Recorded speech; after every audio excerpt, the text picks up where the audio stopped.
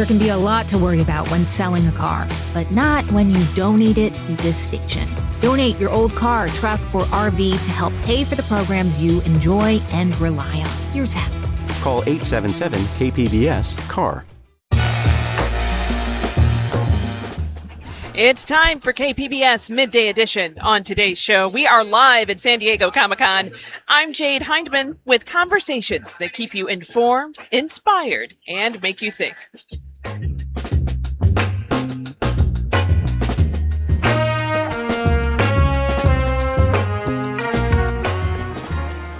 It's the first day of Comic-Con, and we'll walk you through what you can expect, dive into the meaning behind some of your favorite stories, and give you an inside perspective on what it's like to be a voice actor. That's ahead on Midday Edition.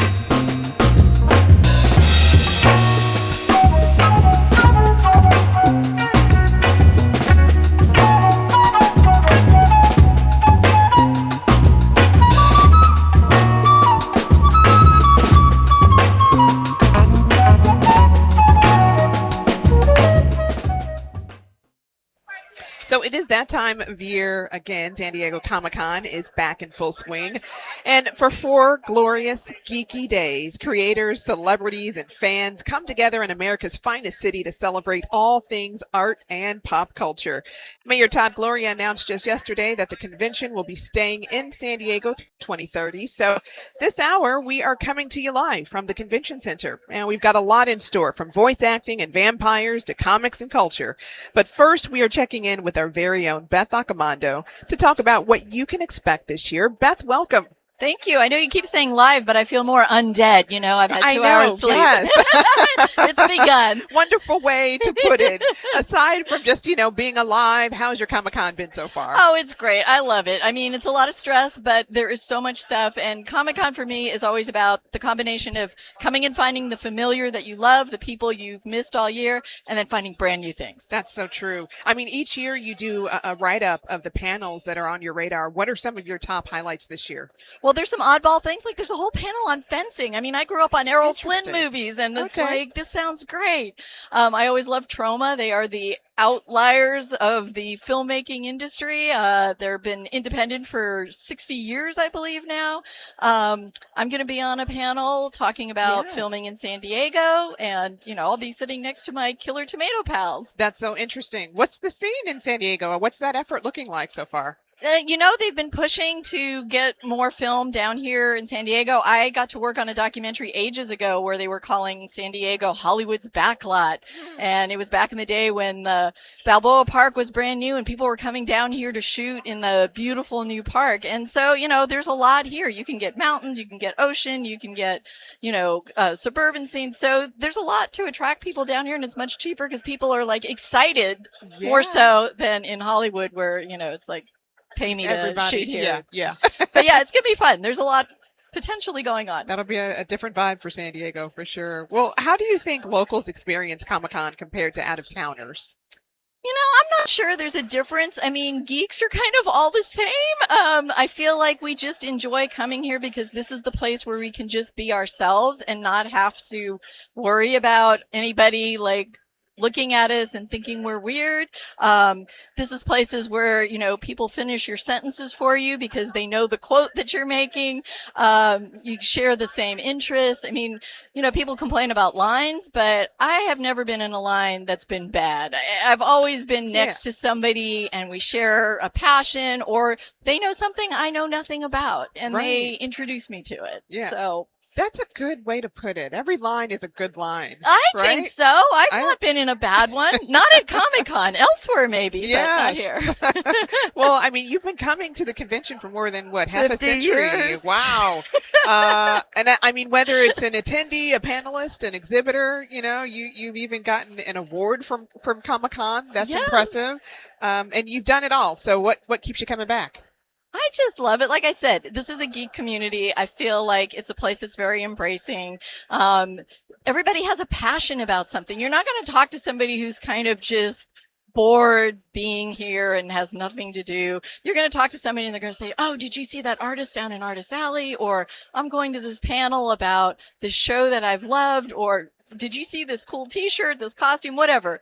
So I love passionate people. Yeah, no, that's great. I mean, you recently did a story about a comic store in downtown Yes. called Now or Never, speaking of passionate folks there, and how they've been really prepping for the convention. Why is it important to highlight local stories like these? Well, especially Now or Never Comics, there's a lot of stuff that's going on outside the convention center, activations, but Now or Never Comics is about the stuff that's going on in Comic-Con. So it's about comic book creators, about artists. So if you go there for a non-badge event, you are still going to be participating in this community that appreciates artists and comics. So what are your thoughts on San Diego being a hub for, all comics and all things pop culture here? I think it's a surprise to everyone, possibly, but I think what makes Comic-Con special is that it was created by a group of fans, and it's pretty much run by fans who create programming that they want to see. So tell me about the community you've built here too. 'Cause, I mean, listen, half a century.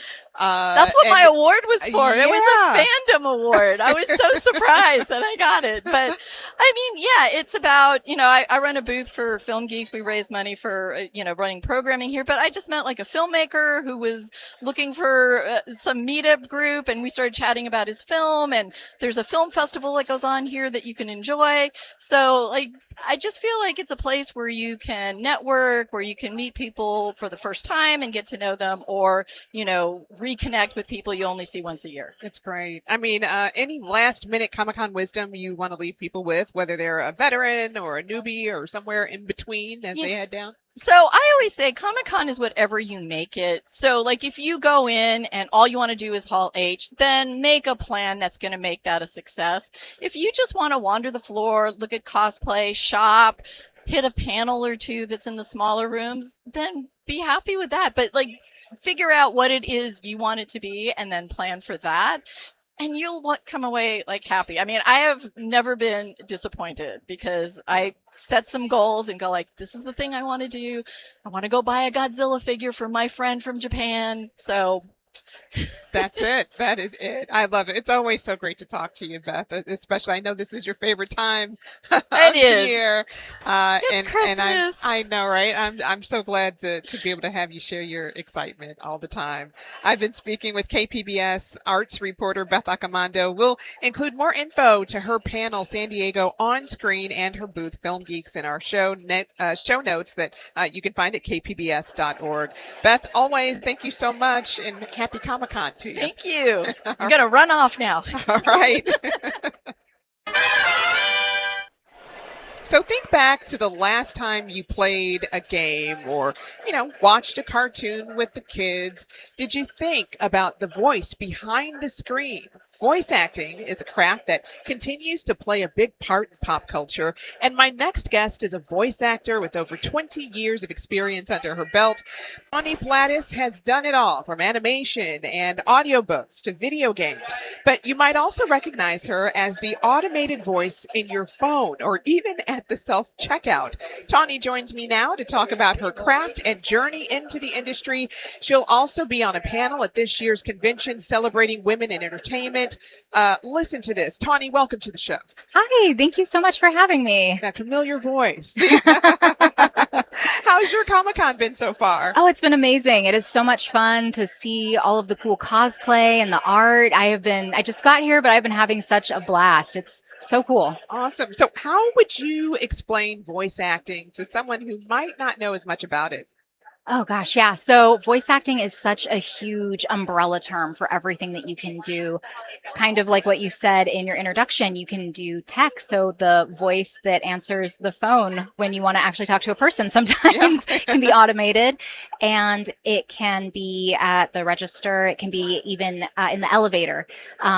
We have the audiobooks, we have animation, we have video games, and the art of it is making the listener feel a certain way depending on what the motivation is from the creator. Yeah. People don't think about that, about the emotion that you put behind your voice. Yeah, it's a full body experience. A lot of people think you just open your mouth and you talk, but I always say if you're not moving around and you look like a complete fool when you're doing it, you're probably doing it wrong. You got to emote a little, I guess. Where else might people have heard you? So one of the ones is the elevator. Sometimes you can hear me say first floor. Some crosswalks across the country. Walk now. You can hear me doing that one. That is it. Yeah, there's a lot of stuff. Anything automated, connecting your headphones, so battery on, Oh connected. my gosh. I love it. I love it. Well, and also something people don't know, you're from San Diego, born and raised. Yes, I am. What yes. was your upbringing like? I have been doing this my entire life. My first voiceover gig was here in San Diego for a local radio station. I was 6 years old, first grade. They brought me in and I had a little booster so I could get up to the mic and I did the line. I don't remember what I was advertising, but my line was, "It tastes like real grapes." Oh, and that was my first voiceover gig. And ever since then, I have been pursuing it and I love it. That is amazing. I mean, you go back and forth. I mean, and I want to know, like, how did it, that one experience, because people always, they discount that one experience, but how did that experience get you to where you are today? Sure, that's a really good question. So for most of us, we are actors and we kind of find our niche and we see a path and sometimes that path looks like it's going to work out for us, so we pursue it. And I was really fortunate that I kind of came up when you were able to voice act from home. And I saw the potential to actually make a living out of that because making a living in the arts is very hard. Yes. And I was seeing the potential for that and thought, okay, cool, I can do this from home. I see this is so online now. I can reach out to clients. I don't have to wait on an agent or wait for people to come to me. I can reach out and connect with people. And I see this being a viable career. And fortunately it was. Yeah. Well, how do you reach out to clients? Yes. How do you identify them?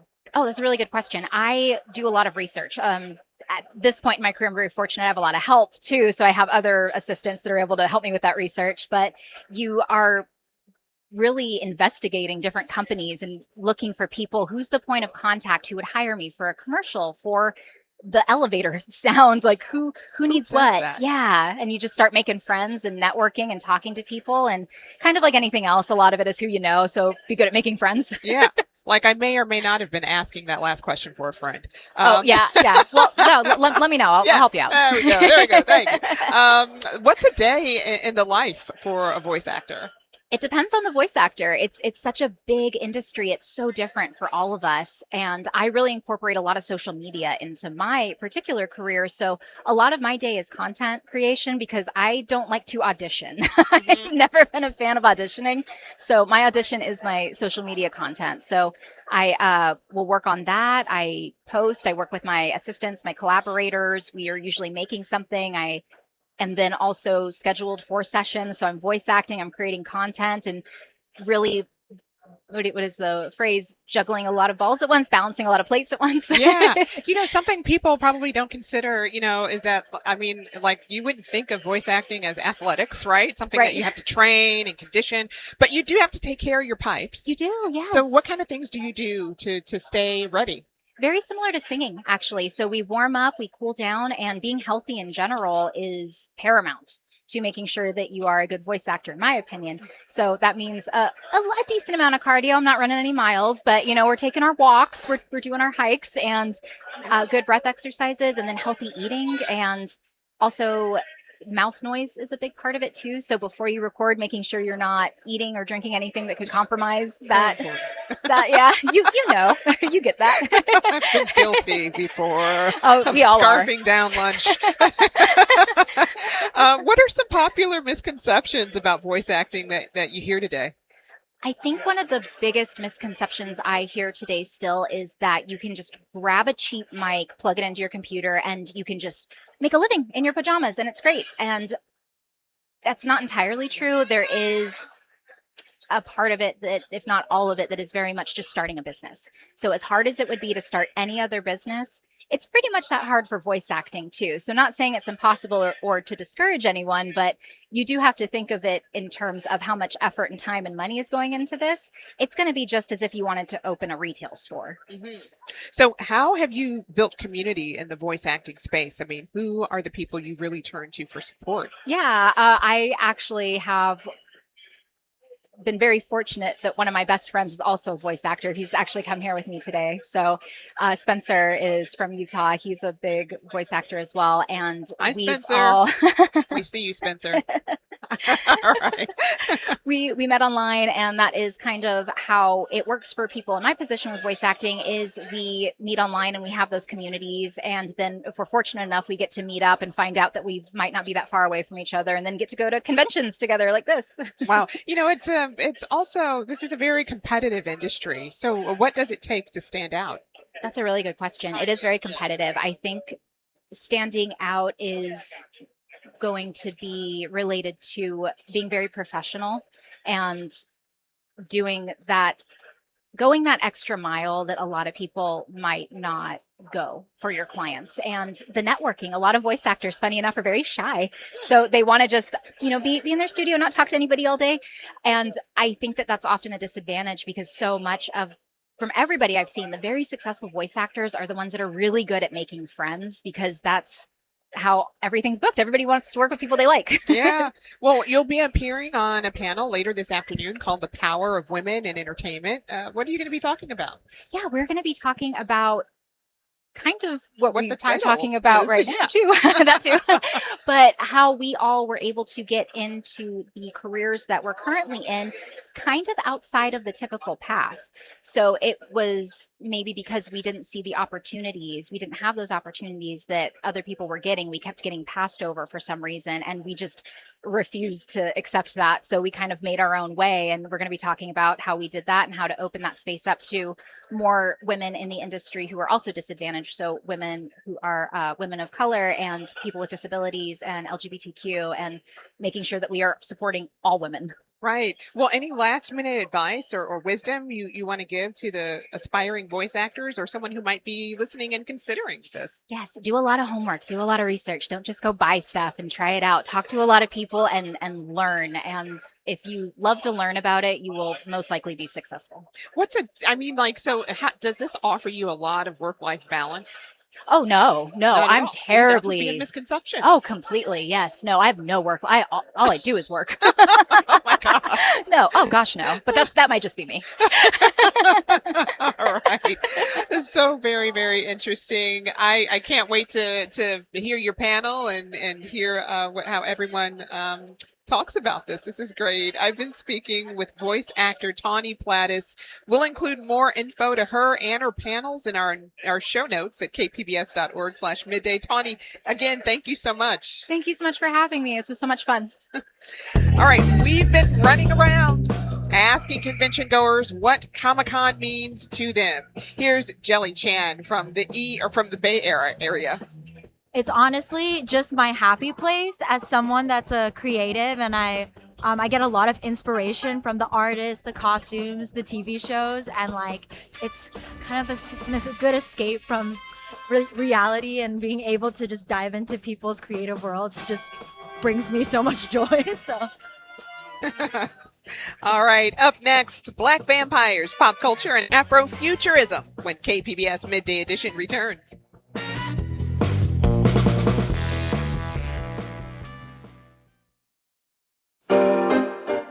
KPBS Roundtable offers perspectives from those telling San Diego stories. Join us for weekly conversations with reporters and storytellers, adding depth and context to the headlines driving the news in the San Diego region. Listen wherever you get your podcasts.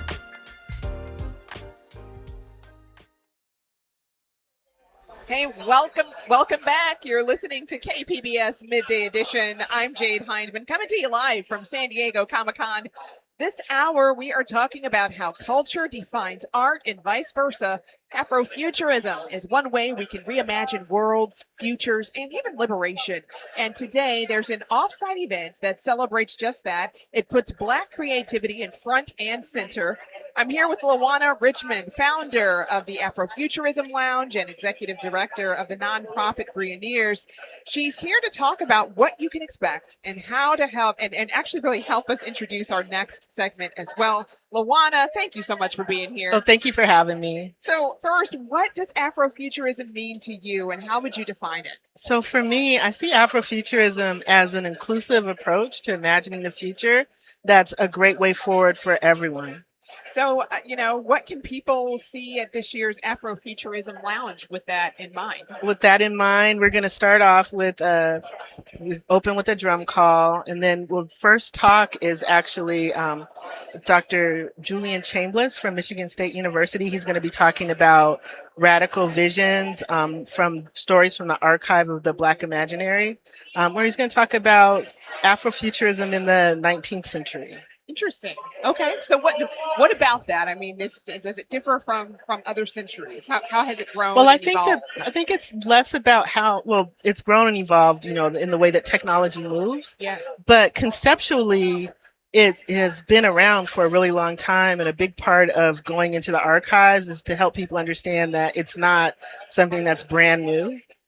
We also are going to have Jason Reeves and Ray Anthony Height talking about building new worlds and how they're looking at changing and creating comic universes. And then Chris Cooper, Sebastian Jones, and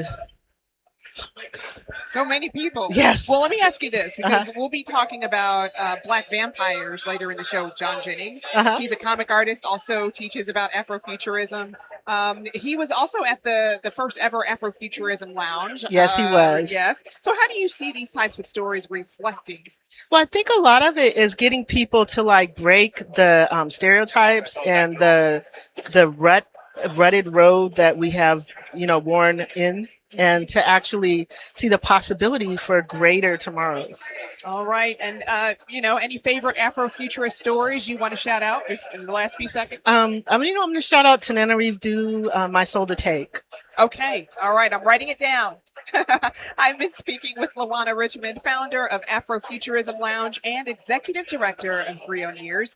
Of course, we'll include more info about Afrofuturism Lounge in our show notes as well, and you'll find that at kpbs.org. Lawana, thank you so very much. Thank you for having me. It's always great. Always great to have you on. So, listen, speaking of Black representation in pop culture and media, another aspect that's explored through the framework of Afrofuturism is the Black vampire. Okay. Ryan Coogler's Sinners brought Black vampires back into the mainstream. In fact, there's going to be a panel at Comic-Con, and we'll discuss, where they're going to discuss Black vampires in comics and across all of pop culture. John Jennings, who Dr. Lawana actually had on a panel, is an award-winning comic artist, graphic novelist, and professor at UC Riverside.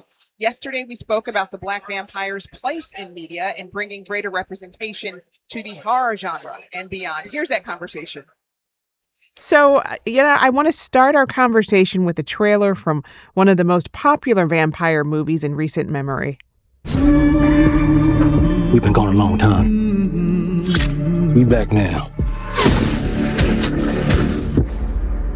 You twins? Nah, we cousins. There are legends of people with the gift of making music so true. It can conjure spirits from the past and the future. This gift can bring fame and fortune. Will somebody take me in your eyes? But it also can pierce the veil between life and death. Listen here, this ain't no house party. Wow, Sinners. It was a huge hit, and there are several iconic Black vampires who have made their mark on pop culture. Do you have a favorite? Do I have a favorite? Oh, that's a good question. I mean, I'm always really fascinated by Mama Walde, Blackula, is one of my favorites. Yeah. So I've never really liked the name Blackula, but Prince Mama Walde is just a beautiful. It kind of wafts off the tongue, so to speak. So yeah, I think as a kid, the first time I saw Blackula, I was like, oh my goodness, this is great. And then Scream Blackula Scream is actually really poignant follow-up to that movie too. Interesting. What did you think about Sinners? Oh, I thought it was brilliant. I thought it was brilliant. Ironically, I'm showing it in class today Oh, because wow. Okay. I'm teaching a course on race and horror actually for summer school, and actually today is our last day, and I'm actually screening Sinners for the students today. Interesting. Well, Yeah. and that movie really kind of brings to mind, like how representations of the black vampire help us explore, this intersection between race, power, and identity. How do you see that playing out? Oh, I think that's exactly right. Just as an aside, I'm from Mississippi, Mm. so and I grew up with the blues, and I grew up in those spaces and juke joints and things of that nature, believe it or not. And so when I saw that film, I could see myself reflected in it. And and I understood that the vampire actually in that particular film wasn't the monster. It was actually like, oppression and, Jim Crow and things of that nature, right? So I think it's a very poignant and palpable metaphor. And you can see that resonating in things like Fledgling by Octavia Butler, which is about a young woman who is actually like a vampiric creature, and you can see like how she was also doing something similar in Fledgling, which came out in like 2005 actually, and it's talking about symbiosis and genetic experimentation and identity politics. I mean, she was always talking about power. So yeah, I think it's a very powerful metaphor and always has been. I mean, and just outside of the fact that it is such a powerful metaphor, what do you think drives our fascination with vampire stories? Well, it's interesting because, if you look at like most cultures across the world, there is some type of vampiric character, you know. If you look at something like the Azdi from Africa, or if you look at like the Sukayon from the Caribbean, Hmm. of course things like the Strigoi, from the Eastern Bloc of Europe. There's always some type of like undead creature that is feeding off of the living. And I think it's very interesting. So it's like I think it talks about our fear of our own humanity and our own sensuality as well, because a lot of times these particular characters are linked to like sensuality in some fashion too. Hmm. And I think it's this fascination with death, but also this fascination with immortality and the thing that comes after life. So yeah, it's a really interesting creature, and it has so many names, but it's kind of like the same archetype. I mean, and is Yeah. that what you think makes the vampire more compelling than other supernatural creatures? Well, I think so because it still resembles us a lot of times. You do have like some hyperbolic vampires, like Dracula is a shapeshifter, right? Hmm. But for the most part, vampires look like human beings. And so I think that is something that's really kind of interesting, where it's like, there's something hidden under us, this monstrosity, this desire for blood. And that idea of consumption is something I think resonates on different levels, right? Because you could actually like use the idea of consuming life as an allegory for rampant economic consumption. It could be around it could be treated as an eating disorder. It could be treated as depression. All these different things that you could actually kind of map onto it. And if you see something like, for instance, in the movie The Transfiguration, right, which is about a young man, a black kid who you don't know if he's a vampire or not. And so vampirism is actually used as a metaphor for mental illness, perhaps. So there's I think it's a really ripe metaphor across the board, and I think that's why we're so fascinated with it. Mm. And I mean, ultimately, what are your thoughts on Black representation in the horror genre? I mean, overall, I think that it's been really, really kind of amazing post Get Out. I mean, we Right. have had, of course, some really great representation here or there from the beginnings of cinema. If you look at stuff like The Son of Ngagi, which is like the first Black horror movie, um, and also things like, Death by Temptation, which I could argue is also a vampire story, even though she's more of a demonic presence, but she acts like a vampire as well. Um, I think that what's happened is that we've gone from being the monster and to actually like having some say over like how those particular monsters are kind of like reified on film. If you look at some of the work of Dr. Robin Armeens Coleman, she basically talks about the idea of black horror or blacks in horror, right? And I think what's Hmm. happened fairly recently is that we're actually putting a stamp on a genre that has long treated us as the monster. Hmm. And our own horrors. That's right. Yeah, have been the subject. You were talking about, the vampires and then the demonic presence. And I would say, they're so similar because both of them typically just kind of suck the life out of their subjects. That's correct. That's correct. And I was thinking about, and I came across this book in my research called The Blood of the Vampire. Mm-hmm. Came out in 1897, and it's about a young Black woman who was a psychic vampire, and she's from Jamaica. And this came out the same time as Bram Stoker's Dracula. Oh, wow. And yeah, I know. And the book talks about like racism and, about like they basically allude to the fact that her vampirism is coming from her Black blood. You know what I'm saying? Mm-hmm. I mean, so this is obviously wasn't written by a Black person, right? Right. So, yeah. but, even before that, you had the Black Vampire, A Legend of Saint Domingo, that came out in 1819. So, and this actually is around, the same. This is before, I think, Bram Stoker's Dracula, right? Something like, yeah. So it's really interesting that we are dealing with these idioms around race and vampirism very early, Mm-hmm. even earlier than we thought. That was my conversation with John Jennings. He's a comic artist, graphic novelist, and professor at UC Riverside. If you're going to Comic-Con, you can check out the Black Vampires in Comics and Popular Culture panel tonight from 8 to 9 p.m. in room 9. Of course, we'll have a link with that information at kpbs.org, plus other panels John's got going on this weekend, as well as Afrofuturism Lounge. Here's another Comic-Con goer on what the convention means to her. I'm looking forward to the signing, the Aliens 40th anniversary signing. They're going to have a lot of the screen actors there, and I have a special edition M41A Nerf gun that I'm going to see if I can get them to sign while we're here. All right, Midday Edition is back after the break.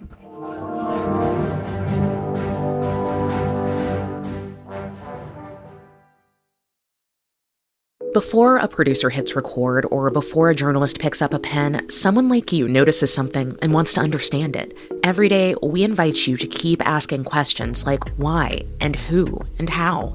Because NPR begins with questions, not conclusions. And your right to curiosity is a right worth protecting.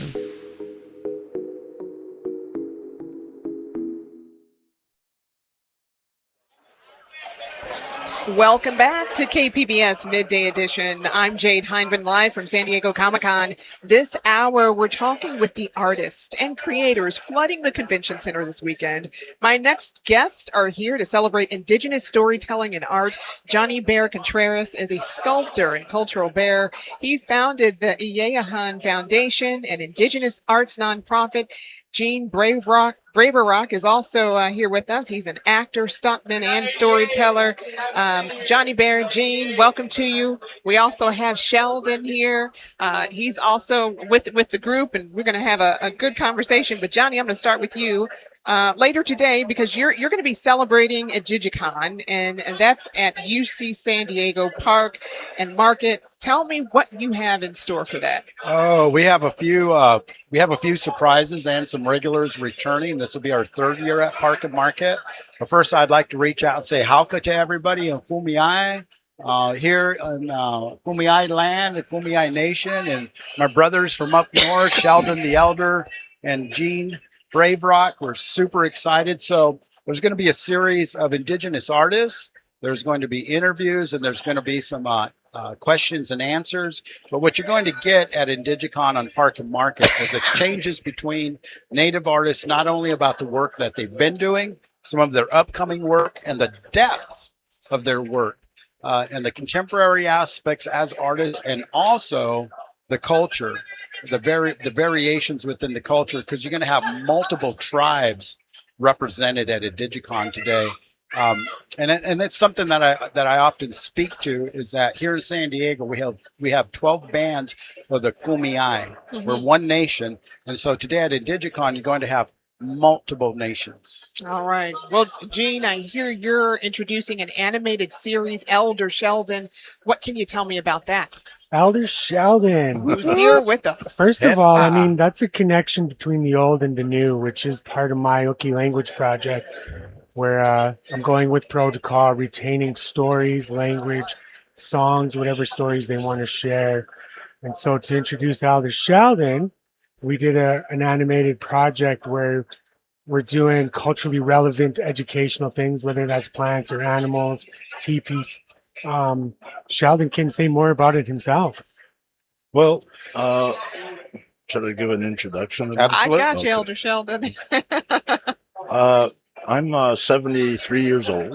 All right. And I was 5 years old when I was taken away to the residential schools, and I survived that. I was there for 7 years, lost my initiative to keep my language alive. Basically, it was beaten out of me.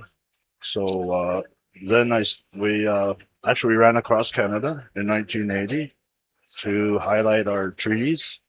And so in 2001, I came back to my reservation, and I was teaching Blackfoot to the elementary schools.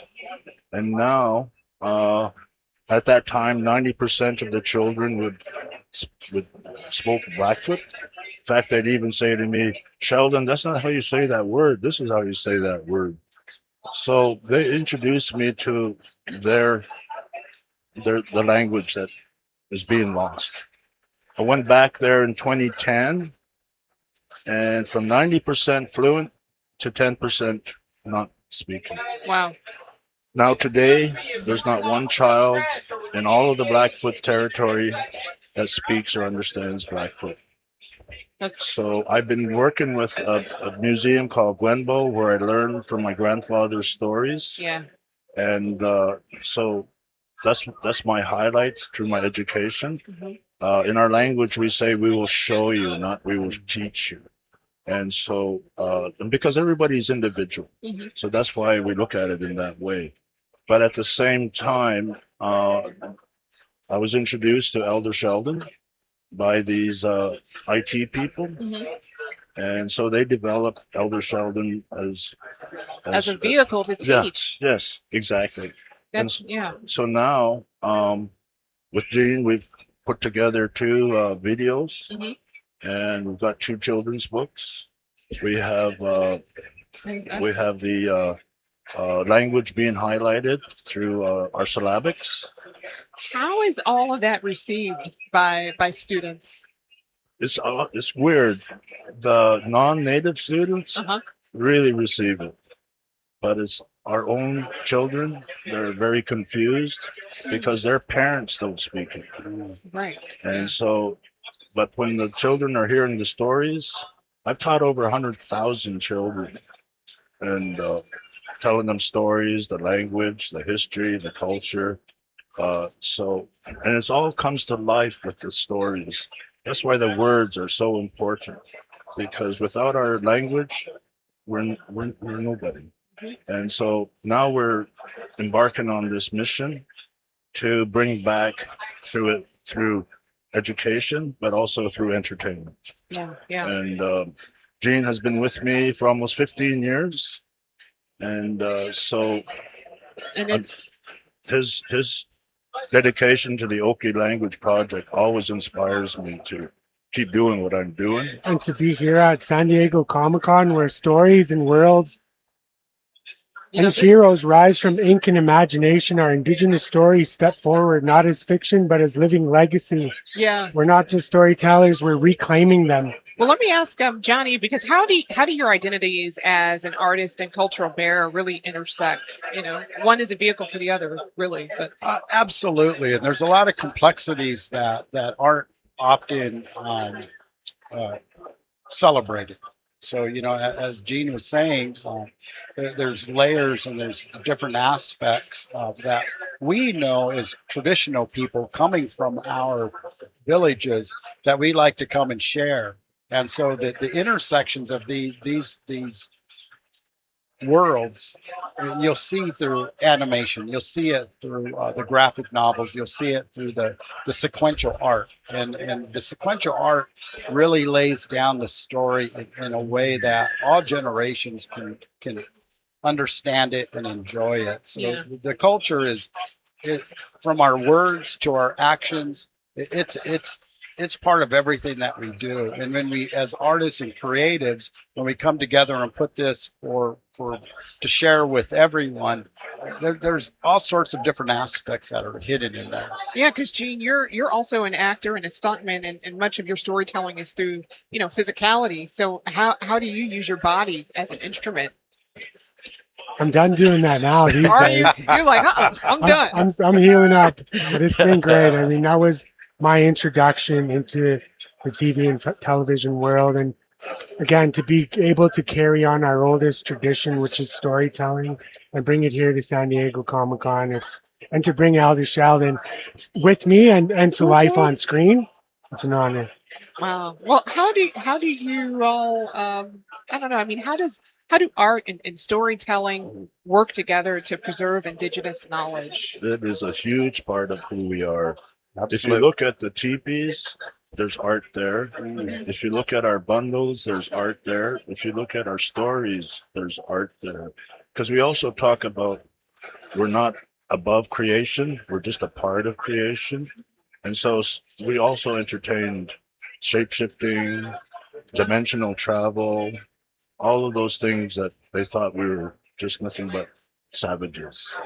And so we're introducing plants, how they're healing. So there's a lot that we're doing right now. And Gene is like my younger brother, and he's always been there for me. So I want to be there for him too. Who are some of your favorite artistic heroes in this? Currently, Elder Sheldon. Elder Sheldon. You have to see the video that he's in. It's just awesome, and the way you move through a couple different worlds and the explanations, and it goes to more live action. Is that what you would say? And that transition is just really. I want to use a traditional kumiai word here in San Diego. Really bitching. I mean, what does it feel like to have the indigenous stories telling and the history just on such a large display here at Comic-Con? We're just starting really with us. We're going to expand them into whatever Gene's vision is of what we're going to be doing in the future, because that is where everything lies on, is Gene's ability to be able to project what we are trying to do. So when we're looking at everything, we want to help the children understand that in our territory, we've been there for over 25,000 years. And the history that follows all of that is a part of who we are. You mentioned a hero. One of our old heroes, his name was Katuyisa, which means blood clot. And he went around and he destroyed all of creation's abnormalities. And but he also introduced laws. One is like elders, to respect elders. So there's a lot of stories that my grandfather has over 170 stories in there, 8 to 10 hours long each. Wow. And they speak the old Blackfoot language. So we have a lot of work to do, and that's why we're saying we're just starting, because this is an introduction to a future that's going to not just help our Blackfoot children, but all of the children around the world, because they also want to know what has happened. And, Exactly. and we want to welcome them in our territory. Welcome them to it. Yep. In the meantime, Johnny, you're over at booth 1807, right? We are. Celebrating local Native artists. Any artists you're especially excited about this year? Well, we have Jesse, and he is introducing a comic called La Chancla. For those that aren't Spanish speaking, that means the slipper. And I think we're all familiar with that. When the slipper came off mom or grandma, it was time to pay attention, right? Because that thing had superpowers, right? It could bounce off the walls, go around corners. So Jesse's there at booth 1807 today, along with other visiting artists from many different nations. We're really fortunate to have a booth this year here at Comic-Con. And so if you're here and you're available to come by and say hi. Seowin's going to be there as well. What's that? Seowin? Seowin, yes. Okay. All right. Excellent, excellent. Well, I've been speaking with Johnny Bear Contreras, sculptor and cultural bearer, also Elder Sheldon, storyteller and language historian and teacher, along with Gene Braverock, actor, stuntman, and storyteller. You'll be able to find more information about their work at kpbs.org. Thank you all so very much. Thank you. Come see.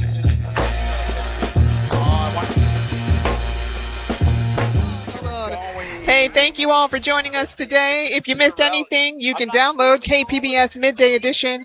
And don't forget to watch Evening Edition tonight at 5 for in-depth reporting on San Diego issues. Also, you can always share your feedback or segment ideas at midday@kpbs.org or give us a call. That number is 619-452-0228. Come on down to Comic-Con. Enjoy yourself. I'm Jade Hindman. The Roundtable is here live tomorrow. We'll talk again on Monday. Until then, make it a great day on purpose, everyone. Most stories do not start with a journalist. They start with people, noticing when a river runs dry, asking why a school is changing, discovering something new next door. Curiosity is human. Your right to keep asking questions is at the heart of NPR's mission, and we are not going anywhere.